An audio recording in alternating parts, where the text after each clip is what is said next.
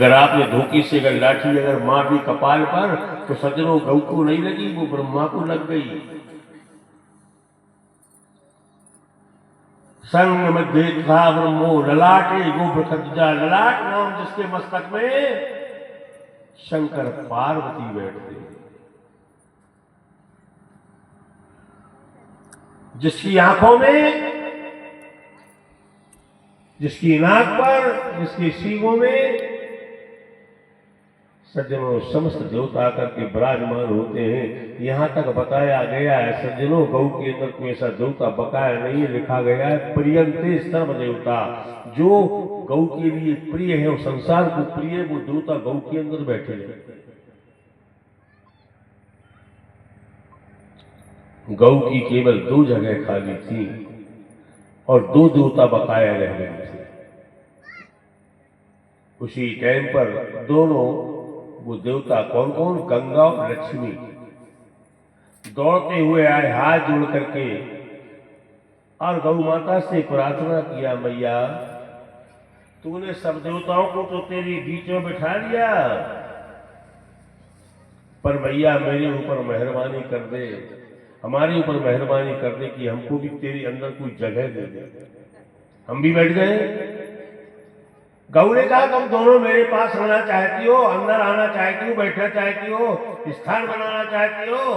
कहा तो हे गौ, हे गंगा, तू मेरे आकर के मूत्र में बैठ जा, मेरे मूत्र में बैठ जा गंगा। और लक्ष्मी तू बैठना चाहती है? कहा तो कहा तू मेरे गोबर में बैठ जा। जिसके मूत्र में गंगा और जिसके गोबर में लक्ष्मी जी बैठी है।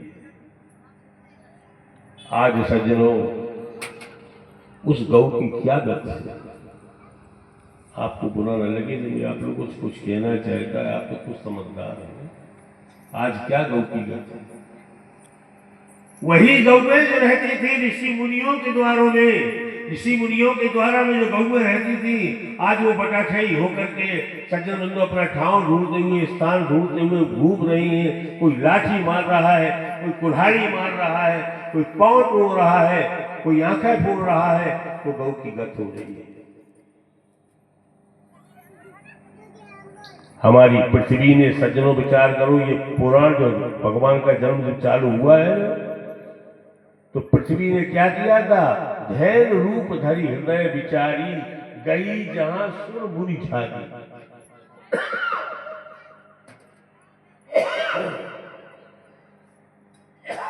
गौ का रूप बना करके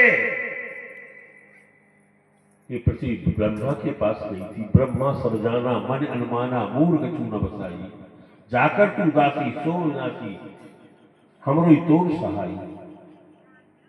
तू जिसकी दासी बनना चाहती, जिसकी तू दासी है, तो देखिए गौ किसकी दासी है, गौ भगवान विष्णु की दासी है।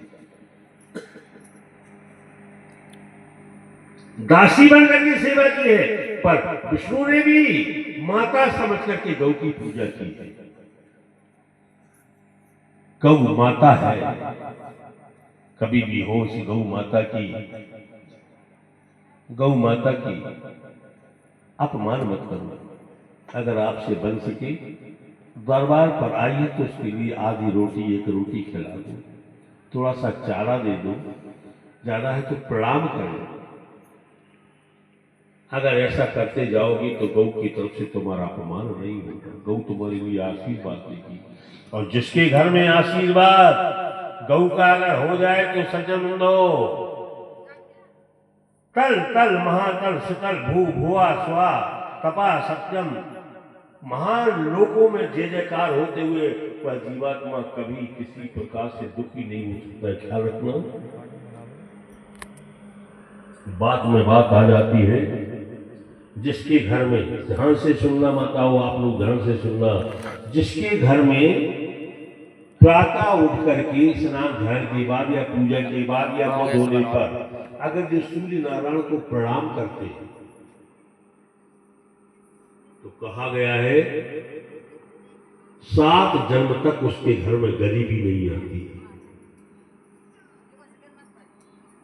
जिस घर में सूर्य को प्रणाम